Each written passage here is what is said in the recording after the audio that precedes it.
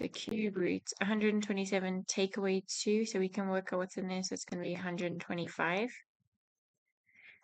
times -5 squared. So if the negative is inside like this, it's going to be actually -5 times -5. Okay, we can then simplify. So the cube root of 125, you do have a calculator with you, so you can check, but the cube root is always just 5. Because if you go 5 times 5 times 5, it gives you 125. Times, okay, so -5 is going to give us +25. Okay, and this part here, if we square -5, it always just gives us 25. And then 5 times 25